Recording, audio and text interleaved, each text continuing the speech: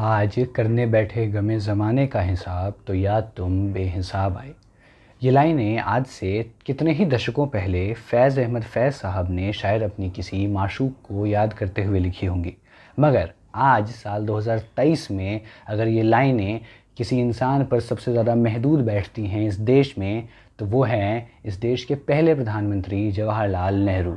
वो जवाहरलाल नेहरू जिसे एक वक्त पे इस देश में शायद लोकतंत्र के मसीहे के तौर पे पूजा जाता था, और वही जवाहरलाल नेहरू जिन्हें आज इस देश के लगभग हर सोशल मीडिया प्लेटफॉर्म पर 4 रुपए की दिहाड़ी कमाने वाले ऐसी ऐसी गालियों से संबोधित करते हैं जिसके बारे में हम और आप सोच भी नहीं सकते।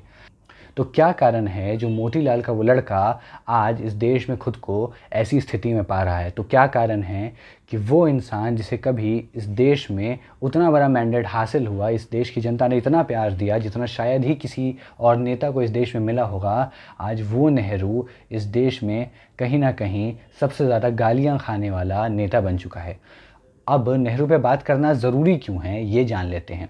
अगर आप 2019 का लोकसभा चुनाव देखेंगे और 2014 से 2019 तक हमारे देश के जो आदरणीय प्रधानमंत्री हैं नरेंद्र मोदी, उनके भाषण देखेंगे, तो ऐसा लगता है मानो कि वो चुनाव 2019 का राहुल गांधी और कांग्रेस के खिलाफ नहीं, जवाहरलाल नेहरू के खिलाफ लड़ रहे थे। आज भी इस देश में जिस तरीके से नेहरू की नीतियों की चर्चा होती है, हर रोज़ हर पॉलिटिकल डिबेट में लगभग लगभग नेहरू को खींच के ले आते हैं, ऐसा लगता है मानो बीजेपी कांग्रेस के खिलाफ नहीं, नेहरू के खिलाफ चुनाव लड़ रही है।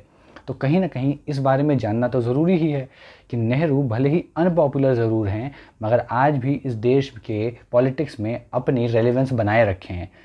आज आलोचनाओं के ज़रिए ही सही, मगर आज भी जवाहरलाल नेहरू ने हमारे इस देश के समाज में अपनी एक स्थिति बना कर रखी है। तो क्यों ना एक एनालिसिस करें जवाहरलाल नेहरू का, जानें उनके बारे में और थोड़ा सा समझें कि क्यों आज उनकी इमेज के साथ इस तरीके से हो रहा है। तो अगर मैं आपको नेहरू के बारे में बताना शुरू करूं तो मैं आपको ये बता सकता हूं कि एक लड़का जिसके कपड़े शायद लंदन पेरिस से धुल के आते थे, एक लड़का जो इलाहाबाद के सबसे रईस ख़ानदान में पैदा हुआ था, एक लड़का जिसे उसके तमाम विपक्षी वेमेनाइज़र जैसी कीर्तियों से संबोधित करते हैं, एक लड़का जिसे बहुत ही अय्याश मिजाज का आज की तारीख में कहा जाता है, वो लड़का जिसे बच्चे बहुत पसंद थे, वो लड़का जिसे चाचा नेहरू कहा जाता है। या फिर उनका एक परिचय मैं आपको ये दे सकता हूँ कि वो मॉडर्न इंडिया के यानी आधुनिक भारत के संस्थापक थे। या फिर मैं आपको ये कह सकता हूँ कि ये वो इंसान है जिसकी फॉरेन डिप्लोमेसी में ब्लंडर्स के कारण आज भी भारत चीन के सामने अक्साई चीन के फ्रंट पर कमज़ोर दिखता है, और आज भी इंडिया चाइना बॉर्डर का जो कॉन्फ्लिक्ट है शायद वो नेहरू की ही देन है। या फिर मैं आपको ये परिचय भी दे सकता हूँ नेहरू का कि ये वो इंसान है जो कि कश्मीर का मुद्दा लेकर के यूनाइटेड नेशंस में गया था। नेहरू के ना जाने कितने ही परिचय हैं। मैं आपको नेहरू का एक परिचय ये भी दे सकता हूँ कि शायद वो डिस्कवरी ऑफ इंडिया और ग्लिम्पसेस ऑफ वर्ल्ड हिस्ट्री जैसी बेस्ट सेलर शानदार किताबों के लेखक थे। लेकिन कहाँ से शुरू करें? तो शुरू से शुरू करते हैं नेहरू के बारे में।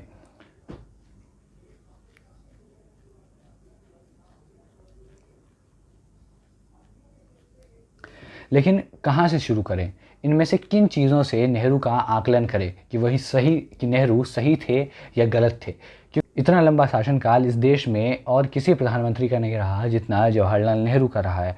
अब आप में से कई लोग जवाहरलाल नेहरू के साथ जो प्रधानमंत्री शब्द लगाया जाता है उस पर भी आपत्ति होती है। कहा जाता है कि पहला प्रधानमंत्री तो सरदार पटेल को होना था। तो क्यों ना यहीं से शुरू करें। जब हम नेहरू की बात करते हैं तो हम कहते हैं ना हमारे पहले प्रधानमंत्री थे, तो पहले प्रधानमंत्री के प्रधानमंत्री बनने की कहानी से ही शुरू करते हैं। तो आज भी इस देश में जो बीजेपी के लोग हैं और जितने भी राइट विंग के लोग हैं, नेहरू के जितने भी आलोचक हैं, वो कहते हैं कि देखिए पहला प्रधानमंत्री तो सरदार पटेल को होना था, और सरदार पटेल अगर प्रधानमंत्री होते जाने देश में क्या ही शानदार विकास हुआ होता, हमारा देश तो शायद आज विश्व गुरु बन ही गया होता। लेकिन उन लोगों से मेरा सिर्फ एक सवाल है कि सरदार पटेल प्रधानमंत्री कैसे बनते? क्योंकि देश के जो पहले लोकसभा चुनाव थे, देश के जो पहले आम चुनाव थे, वो तो साल 1951-52 में हुए थे, मगर सरदार पटेल की मृत्यु तो साल 1950 में ही हो गई थी। अब वो लोग मेरे मुंह पे गीला जूता भिगोकर फेंकने के साथ मुझे कहेंगे कि बेवकूफ़ हो क्या? साल 1947 में जब इस देश में जितनी भी कांग्रेस कमेटीज़ थी वो एक साथ बैठी देश का प्रधानमंत्री या फिर कांग्रेस का अध्यक्ष चुनने के लिए, तब महात्मा गांधी ने इंटरवीन करके सरदार पटेल को फोर्स किया कि वो अपना नाम वापस ले लें। और ये बिल्कुल सही बात है, मेरे मुंह पे गीला जूता फेंकना चाहिए, मगर मेरी बात को तो सुन लीजिए जूता फेंकने से पहले। गांधी ने ऐसा ज़रूर किया। और अगर आप उस मीटिंग की बात करें तो उस मीटिंग में चुना जाना था कांग्रेस पार्टी का अध्यक्ष, और जो कांग्रेस पार्टी का अध्यक्ष होता वही आज़ाद भारत का पहला प्रधानमंत्री होता।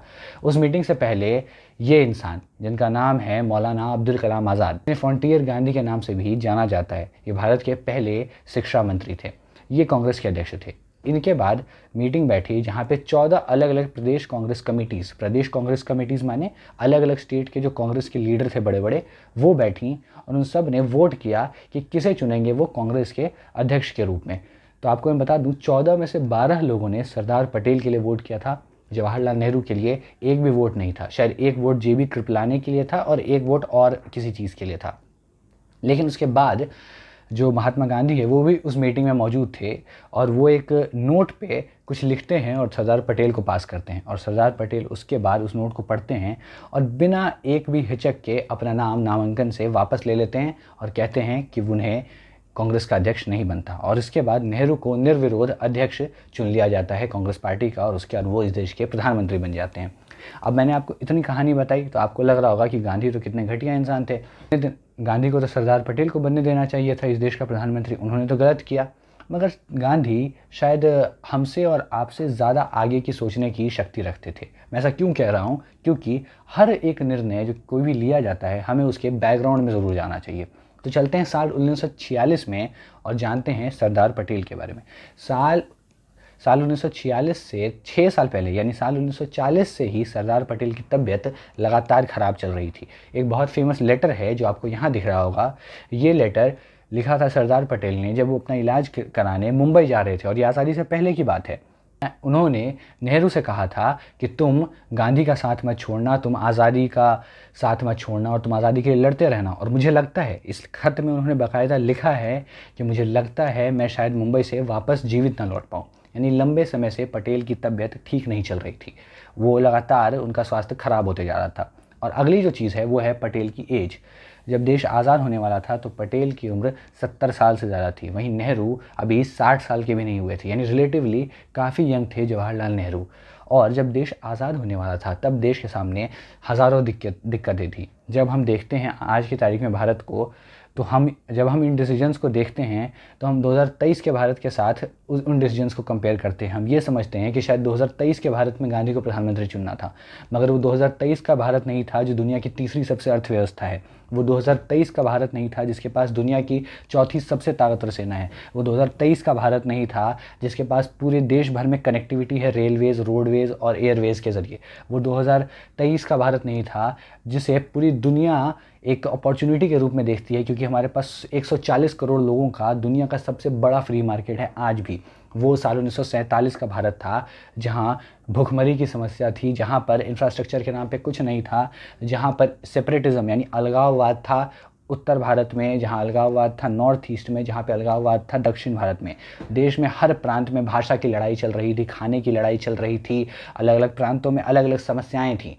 उस बीच भारत को जो सबसे ज़्यादा किसी चीज़ की ज़रूरत थी वो थी पॉलिटिकल स्टेबिलिटी। अब जाकर देखिए पॉलिटिकली इनस्टेबल देशों का क्या हाल हुआ है। पाकिस्तान हमारा पड़ोसी, वो देश जो हमसे बहुत छोटा सा साइज़ में, उसकी समस्याएं भी हमसे कई ज़्यादा कम थी, क्योंकि पाकिस्तान की विविधताएं तो भारत के मामले में कुछ नहीं थी। भारत तो इतना विविध देश था, यहाँ पे इतने अलग अलग विचार के लोग थे, इतना सारा विचारों का आपस में यहाँ पे टकरार होता था। पाकिस्तान में तो ऐसा कुछ नहीं था, लेकिन उसके बावजूद अपनी आज़ादी के मात्र 24 साल बाद साल 1971 में पाकिस्तान के 2 हिस्से हो गए। क्यों ऐसा हुआ? क्योंकि पाकिस्तान में एक स्टेबल लीडरशिप नहीं मिल पाई। आज़ादी के साल भर बाद ही मोहम्मद अली जिन्ना की मृत्यु हो गई, और उसके बाद फिर लगातार वहाँ पे लीडरशिप में चेंजेस आते रहे, कभी मिलिट्री रूल, कभी डेमोक्रेटिक रूल, और पता ही नहीं चला कि क्या हो रहा है। और आज भी पाकिस्तान का वही हाल है, और इसीलिए पाकिस्तान एक फेल्ड स्टेट है। आप सोचिए, अगर सरदार पटेल साल 1947 में इस देश के प्रधानमंत्री बन गए होते और साल 1950 में उनकी मृत्यु हो जाती, तो जो कांग्रेस के बड़े बड़े नेता थे, जिनमें नेहरू थे, जिनमें राजेंद्र प्रसाद थे, जिनमें सी राजगोपालाचारी थे, जिसके अंदर और भी कई नेता थे कांग्रेस पार्टी के, JB कृपलानी थे, ये सब अगर आपस में लड़ना शुरू कर देते सत्ता के लिए तो क्या होता? तो शायद भारत में एक स्टेबल लीडरशिप नहीं आती, और भारत में एक स्टेबल लीडरशिप ना होने का मतलब हम वो सही फैसले आज़ाद होने के बाद नहीं ले पाते। हम लीडरशिप की क्राइसिस में रह जाते, बजाय इस बात के कि हम देश का डेवलपमेंट कर पाएँ। तो कहीं ना कहीं जब गांधी ने ये डिसीजन लिया तो उनके मन में ये बात भी चल रही होगी, उनको पता होगा कि शायद सरदार पटेल का स्वास्थ्य ठीक नहीं है और ज़्यादा समय तक वो ना रह पाएँ। तो आप शायद, मेरी बातों से आपको लग रहा होगा कि गांधी को ये कैसे पता, पर मैंने आपको कहा ना, सरदार पटेल ने खुद पत्र लिख करके कहा था जवाहरलाल नेहरू को कि मैं शायद मुंबई से वापस न लौट पाऊँ। तो एक तो ये कारण हो गया। उसके अलावा एज का फैक्टर मैंने आपको बता ही दिया कि रिलेटिवली जवाहरलाल नेहरू स्वस्थ भी थे बहुत ज़्यादा और यंग भी बहुत ज़्यादा थे। इसके अलावा जो अगला मसला है वो ये है कि जो जवाहरलाल नेहरू थे, देखिए आज़ाद भारत में जब पहली सरकार बनी तो उसमें गृह मंत्री हुए सरदार पटेल, प्रधानमंत्री हुए जवाहरलाल नेहरू। लेकिन जवाहरलाल नेहरू गृह मामलों में सरदार पटेल के किसी भी काम में हस्तक्षेप नहीं करते थे। ये आज का भारत नहीं था जहाँ पे आपको सिर्फ एक प्रधानमंत्री दिखता है और प्रधानमंत्री सारे के सारे निर्णय लेता है। उस वक्त सरदार पटेल और जो नेहरू ने सरकार बनाई थी, वो जो सरकार थी जो कांग्रेस पार्टी ने बनाई थी, उसमें प्रधानमंत्री कोई एक ऊंचा पद नहीं था गृह मंत्री से। प्रधानमंत्री बस एक फर्स्ट अमंग इक्वल्स वाली पोजीशन थी। तो वहाँ पर होम मिनिस्ट्री के कामकाज में नेहरू उलझन नहीं डालते थे, नेहरू वहाँ पे इंटरफेयर नहीं करते थे। और वहीं पे जवाहरलाल नेहरू ने फॉरेन मिनिस्ट्री, जो विदेश मंत्रालय है, वो अपने पास रखा था, क्योंकि गांधी जानते थे कि आज़ादी के बाद भारत का जो प्रधानमंत्री है वो भारत का नेतृत्व, वो हिंदुस्तान के बाहर करेगा। तो वहाँ पर सरदार पटेल शायद उतने फिट नहीं बैठते थे, वहाँ पे जवाहरलाल नेहरू, क्योंकि उनके, आप देखिए वो बाहर पढ़े लिखे, बाहर सरदार पटेल भी पढ़े, पर जिस तरीके से उनके दोस्त थे बाहर और लगातार वो अंग्रेज़ीदार मित्र थे उनके। इनफैक्ट गांधी तो खुद जो है वो नेहरू को कहते थे कि Nehru is the only Englishman between all of us. तो नेहरू एक लौता अंग्रेज़ था हम सब के बीच में, ऐसा कहना था जब गांधी का। तो यानी कि ये डिसीजन भी जब उन्होंने लिया होगा तो उनको पता होगा कि हिंदुस्तान को इंटरनेशनल फ्रंट्स पर जब रिप्रेजेंट करने की बात आएगी तो नेहरू ज़्यादा बेहतर होंगे। वर्ल्ड लीडर्स जो हैं, जो दुनिया भर के वैश्विक नेता हैं, उनके साथ नेहरू के रिश्ते ज़्यादा अच्छे होंगे in comparison to Sardar Patel, जो थोड़े ज़्यादा राइट विंग थे। कहीं ना कहीं राइट विंग के प्रति उनका झुकाव था। आपको अगर इस बात पर शक है और आपको अगर लगता है कि मैं झूठ बोल रहा हूँ, तो आप 1950 के दशक के मैं कुछ अखबार की कटिंग्स आपके सामने लगाता हूँ। ये 1950 के दशक की विदेशी अखबारों की कटिंग्स हैं जब नेहरू विदेश या यूएन में भाषण दिया करते थे। उस वक्त भारत, जो कि एक फ्री मार्केट नहीं था, जहाँ पे ट्रेड नहीं कर सकते थे ये देश आकर के, जहाँ पे भुखमरी थी, जहाँ पे गरीबी थी, जहाँ पे एजुकेशन नहीं था, उस देश के जो सबसे बड़े नेता थे जवाहरलाल नेहरू, आप सोचिए अगर उनमें करिश्मा नहीं था, ग्लोबल लेवल पे उनकी एक एक्सेप्टेंस नहीं थी, ग्लोबल पॉलिटिक्स पे उनकी वो पहुँच नहीं थी, तो ये सारे जो न्यूज़पेपर थे ये क्यों उनकी फ़ोटो को अपनी फ्रंट पेज पर लगा रहे थे। आपको आज की तारीख में जब नरेंद्र मोदी स्टेट विजिट पर जाते हैं तो कहा जाता है कि देखिए ये भारत का गौरव बढ़ाया है, भारत में सिर्फ दूसरे प्रधानमंत्री हुए मनमोहन सिंह के बाद जिन्हें स्टेट विजिट पे बुलाया गया अमेरिका। तो बिल्कुल भारत के लिए एक गौरव का पल है। लेकिन हमें ये बात भी याद रखनी चाहिए कि आप जाकर देखिए जॉन एफ कैनेडी के साथ जवाहरलाल नेहरू के किस तरीके के रिश्ते थे, किस तरीके से कैनेडी ने अपने प्राइवेट फार्म हाउस पे जवाहरलाल नेहरू को बुलाया था जब वो अमेरिका गए थे। तो कहीं ना कहीं जवाहरलाल नेहरू की जो ग्लोबल इमेज थी वो भी गांधी के दिमाग में थी। इसके अलावा जो अगला फैक्टर गांधी के दिमाग में रहा होगा वो ये होगा कि नेहरू एक बहुत ज़्यादा आइडियलिस्टिक इंसान थे। अगर आप नेहरू के डिसीजंस को देखें तो वो बहुत ज़्यादा आइडियलिस्टिक थे। वो कहीं ना कहीं अपने आप को, अपनी इमेज को लेकर बहुत ज़्यादा कॉन्शियस थे। तो शायद सरदार पटेल, जो एक ज़्यादा सहिष्णुता वाले इंसान थे, वो एक पोजीशन नीचे या फिर प्रधानमंत्री पद अगर ना भी मिलता तो वो सह लेते, क्योंकि वो ज़्यादा मैच्योर थे, ज़्यादा सहिष्णुता वाले इंसान थे। लेकिन शायद जवाहरलाल नेहरू उस चीज़ को सह नहीं पाते, उन्हें प्रधानमंत्री के अलावा कोई और पद कबूल नहीं होता। और वो कहीं ना कहीं आज़ाद भारत के लिए एक बहुत ख़राब बात होती है अगर नेहरू कैबिनेट में शामिल नहीं होते, क्योंकि नेहरू भी कोई छोटे मोटे नेता नहीं थे। तो ये तो हो गई नेहरू के प्रधानमंत्री बनने के बाद।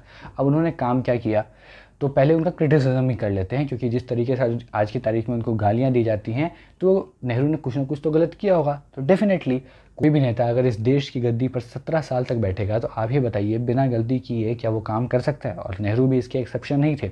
नेहरू ने कई सारे पॉलिटिकल ब्लंडर्स किए, जिनमें से एक बहुत बड़ा ब्लंडर आज हम सबके सामने है, जहाँ पे नेहरू ने प्राइमरी एजुकेशन था, जो इस देश के स्कूल थे, सरकारी स्कूल, उनकी एजुकेशन पर ध्यान नहीं दिया। हायर एजुकेशन के लिए तो नेहरू ने बहुत काम किया, आईआईटीज़ बनाए, आईआईएम्स बनाए, उसके अलावा रिसर्च इंस्टीट्यूट्स बनाए, एम्स दिल्ली बनाई उन्होंने, ये सब के सब काम किए उन्होंने। मगर प्राइमरी एजुकेशन को कहीं ना कहीं जो नेहरूवियन पॉलिसी थी, जो नेहरू का भारत था, नेहरू का भारत जो मॉडर्न इंडिया था, उसमें कहीं ना कहीं प्राइमरी एजुकेशन पर उतना फोकस नहीं किया गया जितना किया जाना चाहिए था। इसके अलावा अगर आप देखें तो 1957 में जब इस देश में दुनिया की पहली कम्युनिस्ट सरकार डेमोक्रेटिकली चुन कर आई थी केरला में, ESM नंबूदरी-पाद की, उसे भी 2 साल बाद ही साल 1959 में नेहरू द्वारा बर्खास्त कर दिया गया। यानी इस देश में पहली चुनी हुई सरकार को बर्खास्त करने का भी क्रेडिट जवाहरलाल नेहरू को जाता है, जो कि एक काफ़ी इनडेमोक्रेटिक जो कि एक काफ़ी ज़्यादा अनडेमोक्रेटिक डिसीजन था। इसके अलावा आप देखें तो जवाहरलाल नेहरू के जीते जी ही आप परिवारवाद का भी कुछ आरोप लगा सकते हैं उनके ऊपर, क्योंकि जवाहरलाल नेहरू जब इस देश के प्रधानमंत्री थे तभी साल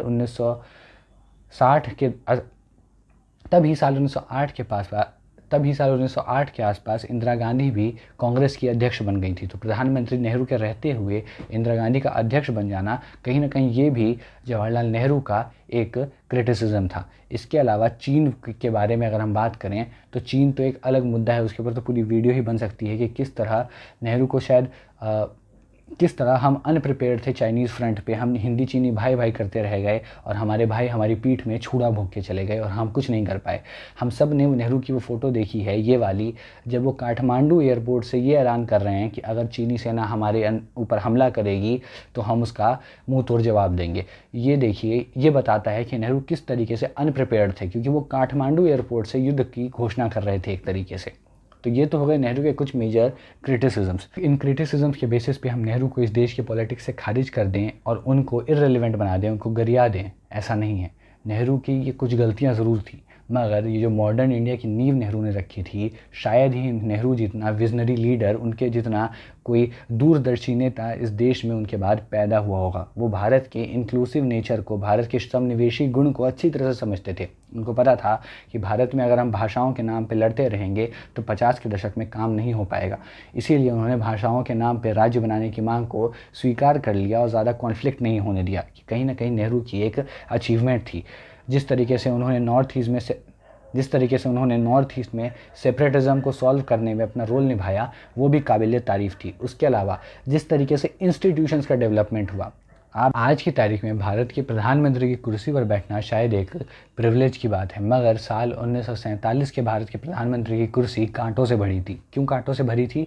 क्योंकि वो आज का भारत नहीं था, जिसके बारे में मैंने आपको पहले ही बताया कि किस तरीके से हमारी इकॉनमी आज इतनी बेहतर है, किस तरीके से आज हमारा डिफेंस इतना मजबूत है। उस दौर के भारत में 10,000 समस्याएँ थी। उस दौर के भारत में सेपरेटिज्म अपने चरम पे था, इंस्टीट्यूशंस थे ही नहीं हमारे पास इस देश में हायर एजुकेशन के लिए, और नेहरू ने इन दोनों समस्याओं के लिए बहुत अच्छे से काम किया। नेहरू ने भारत को सहेज कर रखा। हम सरदार पटेल को तो हमेशा प्रेज़ करते हैं, उनको प्रेज़ करना भी चाहिए। शायद अगर सरदार पटेल ना होते तो आज हमें एक यूनिफाइड इंडिया जो दिख रहा है वो ना दिखता। अक्सर सरदार पटेल को कहा जाता है कि वो बिस्मार्क ऑफ इंडिया है, पर मुझे लगता है Sardar Patel Bismarck of India नहीं है, क्योंकि इंडिया को यूनिफाई करना जर्मनी को यूनिफाई करने से भी ज़्यादा बड़ा काम था। और आपको कहना ही है तो आप बिस्मार्क को पटेल ऑफ जर्मनी कह सकते हैं, भले ही वो पटेल से पहले हुए, लेकिन उसके बावजूद, क्योंकि सरदार पटेल ने जो काम किया वो शायद नेहरू या फिर कोई भी और नेता नहीं कर पाता। लेकिन उन विविधताओं को, उन अलग अलग प्रांतों को एक माला, एक सूत्र में तो पिरो दिया था सरदार पटेल ने, लेकिन उस सूत्र को उन तमाम विविधताओं और डिफरेंसेस के बावजूद, उन टकरारों के बावजूद 17 साल तक सरदार पटेल और गांधी के जाने के बाद सहेज कर रखा इस इंसान ने। और मुझे लगता है थोड़ी सी इज़्ज़त इसके लिए वो इंसान डिज़र्व करता है, वो हकदार है थोड़ी सी इज़्ज़त का, हम दोनों का। हम उसे शायद उस इज़्ज़त से नवाजा जाना चाहिए इस काम के लिए, क्योंकि ये कोई छोटा मोटा काम नहीं था। जिस तरीके से इंस्टीट्यूशंस बने, जिस तरीके से देश को सहेज कर रखा गया, जिस तरीके से भाषा पे काम हुआ, उस तरीके से नेहरू की सोच पे जिस तरीके से 5 ईयर प्लान की शुरुआत हुई, तो कहीं ना कहीं ये तमाम नेहरू की अचीवमेंट थी। उसके अलावा कश्मीर मुद्दे पे अक्सर कहा जाता है, मतलब कश्मीर तो सबसे जटिल मुद्दा है इस देश का, जो कि आज की तारीख में भी एक समस्या के रूप में हम सब के बीच में मौजूद है। लेकिन नेहरू को अक्सर कहा जाता है कि नेहरू अगर इंटरवीन नहीं करते, पटेल की बात मान लेते, अगर ये हो जाता तो ऐसा नहीं होता, कश्मीर हमारे पास होता, हमारी सेना तो लाहौर तक चली गई थी। तो ऐसा कुछ नहीं है। आप बात को थोड़ी गहराई से समझिए। कश्मीर जो है उसके ऊपर मैंने एक वैसे स्पेसिफिक वीडियो बनाया है, तो मैं यहाँ पे शॉर्ट में ही उसके बारे में बताऊँगा। ये लेटर देखिए आप, यहाँ पे सरदार पटेल, जिनके बारे में कहा जाता है कि अगर उनके ऊपर कश्मीर छोड़ दिया जाता तो शायद कश्मीर पूरा हमारे पास होता, वो हिंदुस्तान टाइम्स में छपा हुआ ये लेटर है। और तो और जो रामचंद्र गुहा की किताब है भारत गांधी के बाद, और तो और पीयूष बवेले की जो किताब है नेहरू मिथक और सत्य, उसके अलावा विक्रम संपत की एक किताब है, इन सभी लेखकों ने इस चीज़ का जिक्र किया है जो मैं आपको बताने वाला हूँ। सरदार पटेल तो ये चाहते भी नहीं थे, उनको कोई आपत्ति नहीं थी इस बात से अगर जो मुस्लिम बहुल कश्मीर है वो हिंदुस्तान का हिस्सा ना बने और पाकिस्तान में चला जाए। उन्होंने बाकायदा लेटर लिखा था अपने एक दोस्त को और वहाँ पे उन्होंने जिक्र किया इस बात का। लेकिन वो जवाहरलाल नेहरू थे जिन्होंने इस बात का आकलन बहुत पहले कर लिया था कि भविष्य में कश्मीर एक, क्योंकि एक मेजॉरिटी मुस्लिम स्टेट है, वहाँ पर कांग्रेस को पैठ बनाने में दिक्कत हो सकती है, तो वहाँ पर किस तरीके से उनको साथ लिया जाए। अब आप सोचिए, कश्मीर बॉर्डर से सटा हुआ इलाका था, कश्मीर में मेजॉरिटी ऑफ जो लोग थे वो मुसलमान थे, उसके बावजूद कश्मीर में कोई बड़ा इशू क्यों नहीं हुआ, कोई बड़ा विरोध प्रदर्शन क्यों नहीं हुआ, इस देश में कोई बहुत बड़ा विरोध प्रदर्शन क्यों नहीं हुआ कांग्रेस के खिलाफ, और इस बात की मांग क्यों नहीं हुई। वो तो पाकिस्तान से सटा हुआ था, मुसलमान बहुल इलाका था, तो फिर वहाँ पे कोई प्रोटेस्ट क्यों नहीं हुआ इस बात को लेकर कि हमें तो पाकिस्तान का हिस्सा बनना है। उसका कारण है कि ये इंसान पाकिस्तान का हिस्सा नहीं बनने देना चाहता था कश्मीर को। ये कौन है? तो ये है शेख अब्दुल्ला। शेख अब्दुल्ला आज की तारीख में जो नेशनल कॉन्फ्रेंस है, कश्मीर बेस्ड पार्टी है, रीजनल पार्टी, उसके जो नेता हैं फारूक अब्दुल्ला, उनके पिता हैं, और उनके बेटे उमर अब्दुल्ला के दादा हैं। ये दोनों भी कश्मीर के मुख्यमंत्री रह चुके हैं, मैं आपको बता दूं। तो शेख अब्दुल्ला कश्मीर के सबसे पॉपुलर लीडर थे 50s 40s के डिकेड में। एक खतरनाक पॉपुलैरिटी थी उनकी, उस तरीके की पॉपुलैरिटी थी जिस तरीके से किस आजकल इस नेता की है इस देश के उत्तर भारत में। तो शेख अब्दुल्ला के साथ नेहरू की दोस्ती भी एक बहुत बड़ा कारण थी कि शेख अब्दुल्ला लगातार जिन्ना का विरोध कर रहे थे और वो इस पक्ष में नहीं थे कि कभी भी कश्मीर को जो है वो पाकिस्तान का हिस्सा बनाया जाए। और इसी कारण कश्मीर घाटी में कोई प्रदर्शन नहीं हुआ कांग्रेस के खिलाफ। और इसी तरीके से जितना कश्मीर था, आप देखिए, जो शेख अब्दुल्ला की अपनी पार्टी थी नेशनल कॉन्फ्रेंस, उसका नाम भी पहले था मुस्लिम कॉन्फ्रेंस, लेकिन जवाहरलाल नेहरू के कहने पर ही साल 1940 में लेकिन जवाहरलाल नेहरू के कहने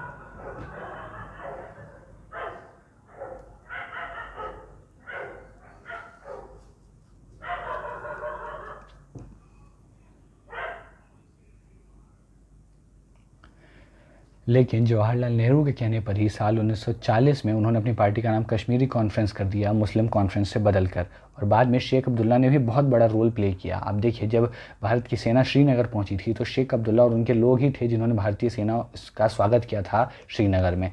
तो कहीं ना कहीं शेख अब्दुल्ला से जो नेहरू की दोस्ती थी वो बहुत बड़ा फैक्टर थी। जितना भी कश्मीर आज हमारे पास है वो हमारे पास है, शायद शेख अब्दुल्ला और नेहरू की दोस्ती का भी उसमें एक बहुत बड़ा योगदान है। इसके बाद जो जवाहरलाल नेहरू थे उनके बारे में एक आरोप लगाया जाता था कि नेहरू जो है वो कश्मीर के मुद्दे को लेकर यूएन चले गए। तो यूएन वो लेके गए थे, ये बात तो कही जाती है, मगर वो यूएन में इस चीज़ को लेकर यूएन के चैप्टर 6 के तहत ले गए थे। यूएन का चैप्टर 6 क्या कहता है? यूएन का चैप्टर 6 कहता है कि आप अगर यूएन में कोई कंप्लेन रेज करते हैं और उसके बाद यूएन में जो डिसीजन आता है यूएन की असेंबली का, आप उस डिसीजन को मानने के लिए बाध्य नहीं थे। तो नेहरू कहीं ना कहीं जानते थे कि अगर यूएन हमारे पक्ष में डिसीजन ना ले तो हम उसको नहीं भी मान सकते हैं। और तो और नेहरू ने ये जो कश्मीर में का मुद्दा जो है उसको जब उठाया यूएन में, तो कहीं ना कहीं उनके मन में ये बात भी रही होगी कि भविष्य में जब कश्मीर के मुद्दे पर एक देखा जाएगा वैश्विक रूप से कि कौन सा देश ज़्यादा बेहतर है, तो भारत आज भी एक मोरल हाई स्टैंड रखता है कश्मीर पे। और हम सब छाती पीट के कह सकते हैं कि हम वो पहले देश थे इंडिया और पाकिस्तान में जो कश्मीर के मुद्दे पर जो कि कश्मीर के मुद्दे को इंटरनेशनल फोरम तक ले गए, तो कहीं ना कहीं के मुद्दे पर। इसके अलावा जो तीसरी बड़ी चीज़ कही जाती है वो ये है कि जो जवाहरलाल नेहरू थे उन्होंने अगर युद्ध को नहीं रोका होता तो हमारी सेना तो लाहौर तक पहुंच जाती। ऐसा नहीं था, हमारी सेना अभी तक पाकिस्तान से युद्ध नहीं लड़ रही थी। हम लड़ रहे थे अनऑर्गेनाइज्ड कबाइलियों के गुटों से। वो कबाइली जिनको पाकिस्तान की सेना का समर्थन था, वो एक ऑर्गेनाइज्ड आर्मी नहीं थी, वो एक ऑर्गेनाइज्ड आर्मी से ज़्यादा एक गुरिल्ला ऑर्गेनाइजेशन थी। हम उससे युद्ध लड़ रहे थे। मगर अगर हम एलओसी को क्रॉस करते और आगे युद्ध को कंटिन्यू रखते, क्योंकि 1.5 साल से तकरीबन लंबे समय से बॉर्डर पर कन्फ्रंटेशन तो चल ही रहा था, तो अगर हम और आगे बढ़ते, सीमा को पार करते, तो हमारा सामना पाकिस्तान की सेना से होता। और उस भारत में जिसके बारे में मैंने आपको इतनी सारी समस्याएं गिनाई, अभी बताइए क्या उस भारत में ये बात बेहतर होती कि हम आज़ादी के बाद एक लंबे युद्ध में खुद को झेलते, एक आज़ादी के बाद हम एक लंबे युद्ध में खुद को झोंकते? या ज़्यादा बेहतर ये होता कि जो भारत हमारे पास है उसको सहेज कर रखते और उसको अपने हिस्सा बना कर रखते, उसमें बेहतरी काम करते। ज़्यादा बेहतर शायद नेहरू को ये लगा और इसीलिए उन्होंने डिसीजन लिया। तो नेहरू की अगर आपको तुलना करनी है तो आप उनको क्रिटिसाइज़ भी कीजिए, उनको आप उनका आप नेहरू का क्रिटिसिज्म भी कीजिए, नेहरू की आलोचना कीजिए, तार्किक आलोचना कीजिए, लेकिन आपको नेहरू को जहाँ पे वो रिस्पेक्ट डिज़र्व करते हैं वहाँ पे आपको रिस्पेक्ट भी देनी चाहिए, क्योंकि नेहरू क्रिटिसिज्म के परे नहीं है, मगर एक बहुत ही पतली लाइन होती है क्रिटिसिज्म और बुलिंग में। तो जो नेहरू के साथ हो रहा है उसको मैं आज की तारीख में क्रिटिसिज्म के अंदर तो क्लासीफाई नहीं करूँगा, क्योंकि 4 रुपये की दिहाड़ी कमाने वाले लोग जिस तरीके से इस देश में लोकतंत्र के शायद सबसे बड़े मसीहे को, वो लोकतांत्रिक इंसान जो चाहता तो आराम से तानाशाह बन सकता था। 50 के दशक में कोई ज़रूरत नहीं थी इस देश में चुनाव करवाने की, लेकिन भारत नेहरू के नेतृत्व में वो पहला देश बना पूरी दुनिया का जिसने अपने सारे नागरिकों को एक साथ मताधिकार दिया। और जब पूरा वेस्ट कह रहा था कि भारत एक देश के तौर पे सक्सेसफुल नहीं हो पाएगा, तब उन्होंने भारत की कमान संभाली और भारत का नेतृत्व किया, शायद भारत के सबसे मुश्किल सालों में। तो उसके लिए नेहरू को क्रेडिट मिलना चाहिए। तो मुझे लगता है ये एपिसोड आपको नेहरू पर एक अलग पर्सपेक्टिव, नेहरू पर एक अलग नज़रिया दे पाया होगा। मैं आगे भी लौटूंगा ऐसे ही एपिसोड्स के साथ, तब तक देखते रहें।